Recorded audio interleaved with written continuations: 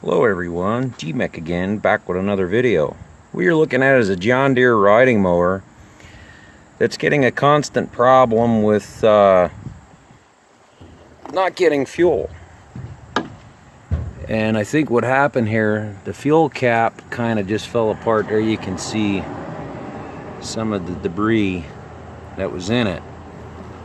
And so what I've done, a little tip out there for everyone, that I took and drained the fuel out, as you can see there, into the tank. It was down to half a tank, and then I took and cleaned this all out, wiped it all out, and now our siphon won't be getting blocked to allow the fuel to come in. So now we're gonna put fuel in it and then give it a try.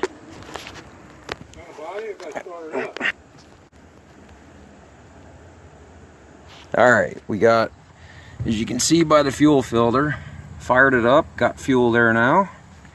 And the battery's a little low on this thing, but we'll see if it restarts. There we go.